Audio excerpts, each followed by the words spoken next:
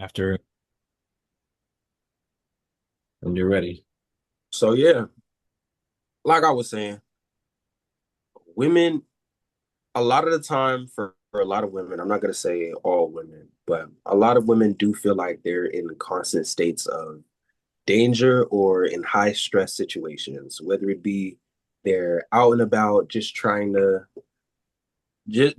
linger, or whether they walk at night, or whether they just going on a jog, or whether they be in the gym or even at a grocery store. I feel like in a woman's mind, in the very back of their brain, they always have that fight or flight that that has them constantly aware of their surroundings, have them constantly looking over their shoulder to make sure that they're not being followed, or if they do feel like they're being followed, that they're at a safe enough distance to be able to escape in a split second moment, because a lot of the SA definitely comes from whether or not you're aware of your surroundings, or you're in a situation that is the most dangerous place for them to be. So, for a lot of the times when I try to feel, or when I try to give them the feeling of safety just with my presence, I like to do a lot of the gentlemanly things that I was raised to do, like open doors, pull out their seats for them, take my hat off when I walk into any building, as well as my hood, and address myself a certain way, just speaking very calm and very direct, not giving any room for anxiety to just portray myself as a criminal in that case. Because once you get to that point of actually like putting a woman in danger, that's basically what you are. There was a there was a movie called Promising Young Woman. I don't know any of you guys if that's on your timelines. Promising Mm. Young Woman. The idea behind this movie was that shout out to I think her name was Carrie Mulligan. Um uh the idea is that these men who SA these women are not criminals. They are your brothers, your sons, your dads. They are just regular guys. And they themselves would not qualify or not tell people that I'm not a criminal, right? Like I just we were just met, we were at a party, we was both drinking, having a good time. Like she came back to my place, she got butt naked. You understand what I'm saying? Hey, I was just like it was all good, right? And what I don't think happens enough, like I'm asking y'all the question, do women feel safe around you, is an opportunity for women to change their mind, Mhm. right? Like, um, if if a woman wants to be with you, originally she goes home with you, and then she's like, nah, I'm good. We can stop. And you're in the heat of the moment. You understand what I'm saying? And she's naked and you naked, and you're like, what do you mean? I don't think that women feel safe in changing their minds. And I think what we have to do, and we can just take it personally, like I was telling Pazel about what he would do if his feet, like, I'm not gonna, I want to keep people's identity safe off the podcast. I don't want to say people's real names. But you have your friend K and your friend S, right, Pazel? Good friends of yours who rock with you, you know what I'm saying, for at least a couple years. If they came and told you something, I think that they would feel a type of way if you didn't believe them off the rip, right? Because if they came and told you, "Oh my God, this horrible thing happened to me," and you were like, "Mm." Yeah. Uh, You know what I'm saying? Did it really happen though, or are you just trying to ruin this man's reputation? Go ahead. Yeah, because like when it comes to being someone that I know, of course I'm more inclined to believe you, right? And I'm not gonna. I treat my friends and strangers very differently. I'm more likely to come to my friend's aid much quicker than I am to a stranger's aid. Mhm. Okay. I follow you. I follow you. So, um, in speaking about safety and people not being safe, what I had not mentioned underneath, because there's a level underneath women that are unsafe. It is trans women that are unsafe. You understand what I'm saying? And they get they get a lot of harm threatened to them and done to them just because of who they are. Right. Do you Just guys understand trans and cis women and men? Hmm. Okay. So you guys would I'm assuming you guys, because I'm your dad, are consider you guys would consider yourself cis males, right? yeah, Hmm. Okay. And a trans female, a trans woman, um, is in more danger than a regular woman, right? mhm, And the reason everyone is in danger is because of us, men. Remember, remember, Pizella, 800 pound, 100 men versus one gorilla, Hmm. right? We both agreed that mankind, we're the apex predator. We are top of the predator list. There's no thing that hunts us in real life. It's not a Disney movie, right? And so the scariest thing in the world is a man, us. us. The scariest thing in the world is us. And we hunt literally we hunt other men. We definitely hunt women. We hunt trans women, We hunt each other. everything. We hunt animals, everything. Sometimes unprovoked, sometimes just for sport, Yeah, right? So I want to make that clear. And I believe, to answer my own question, I believe women are safe around me and with me. Um, Being a black male, I don't I know some women don't feel safe around me. I just know that they are. Even if they don't feel it when they see me and they need to clutch their purse, you know what I'm saying? They feel like, oh man, I'm walking down the street with a black man. I know that they are safe when they are with me. I don't want nothing from their purse. I don't want nothing from them. Um, but they are safe when they're with me.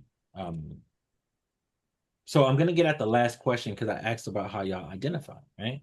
Um, uh,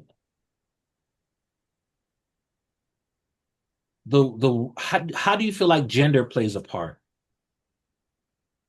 Like you mm, said, men and women are equal. You said they can do everything you can do.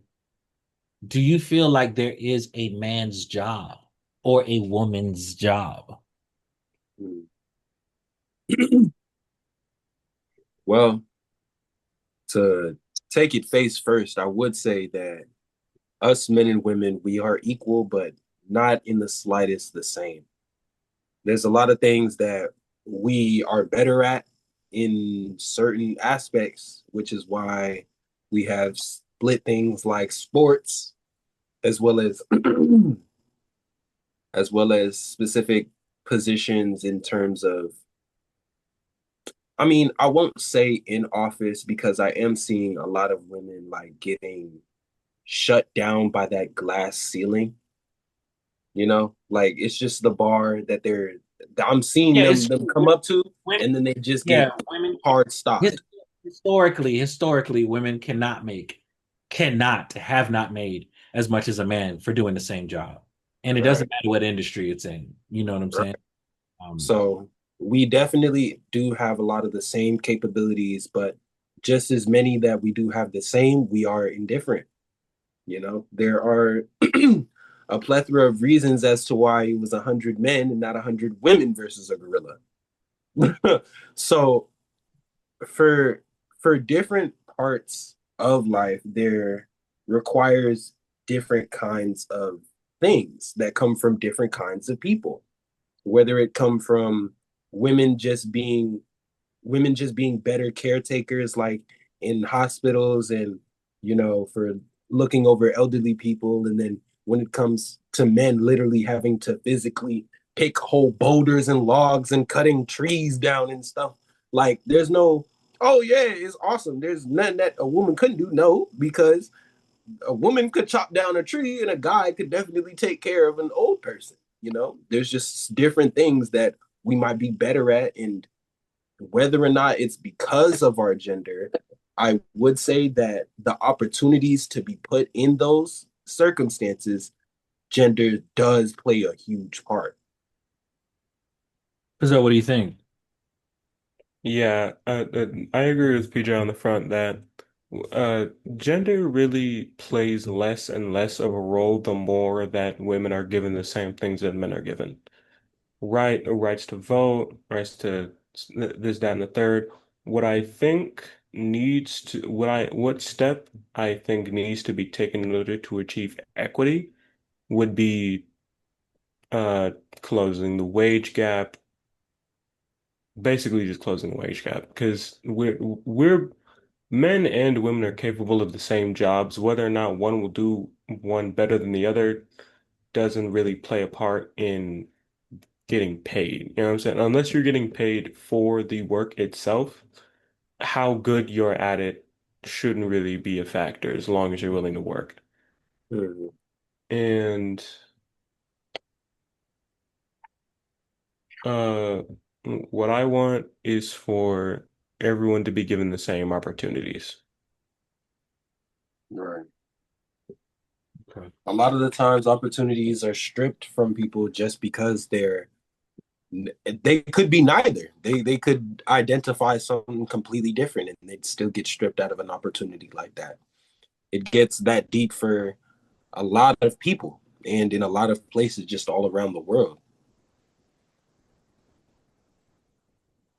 Okay. And especially for when you feel safe, it also applies to in the workplace, because when a lot of women are given the opportunities to actually, break a pathway into that wage gap, there's abuse and essay that could possibly go behind closed doors, like within the workplace. Whether or not they have to answer to a boss who also happens to be a man, or whether it could be bullying within the workplace if they have to answer to, a woman. I definitely agree. Um, and with a lot of information um, comes help.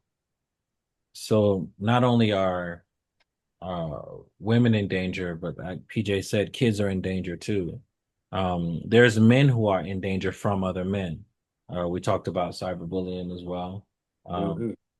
and cyberbullying could also come in a way of women getting SA'd, right? Like the way men talk to women online is harassment and all this other stuff.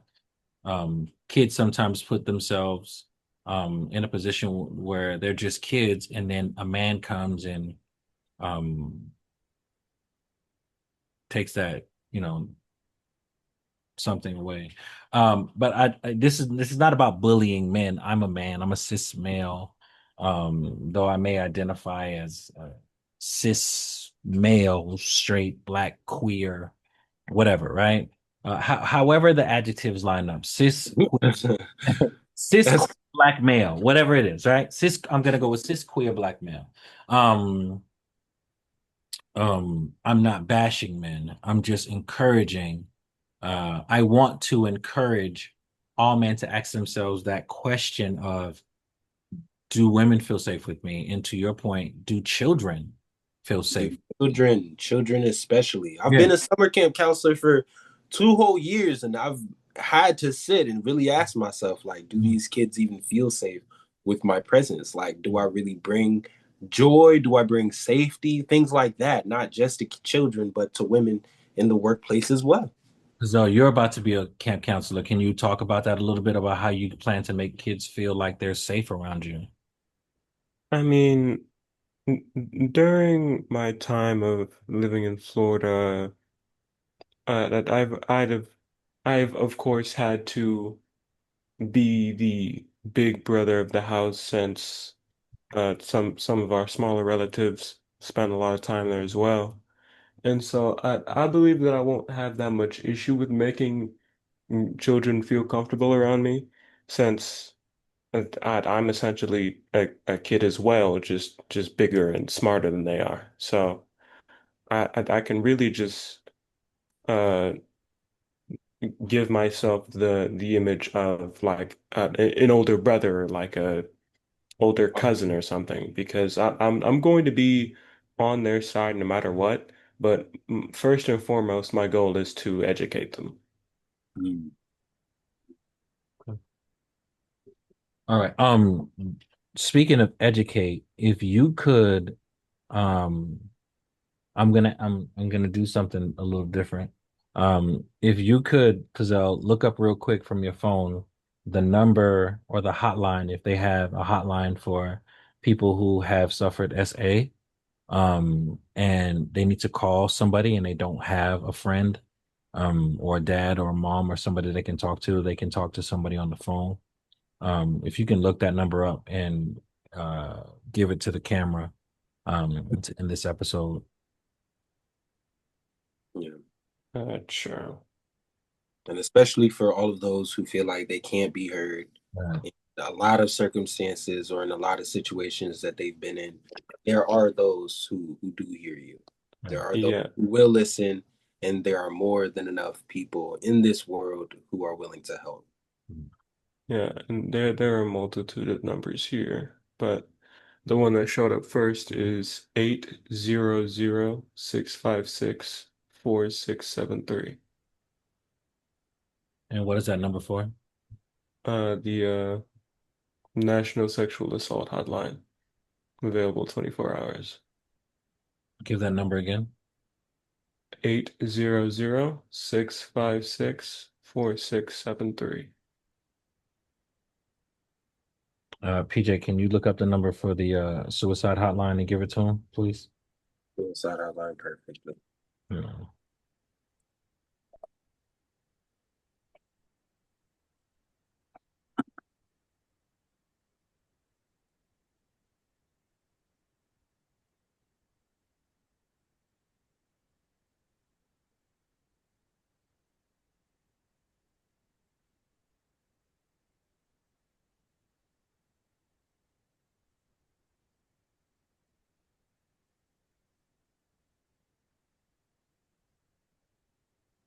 Yes, that's okay. Yes.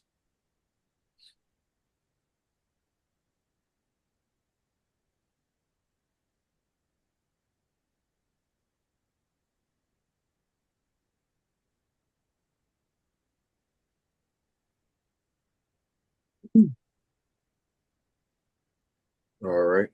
It does. It does also show 911 here for those who need an emergency number, but the suicide and crisis lifeline, it currently is 988. I repeat, 988. Okay. All right. Well, peace and blessings to y'all. We'll catch y'all on the next episode. Peace.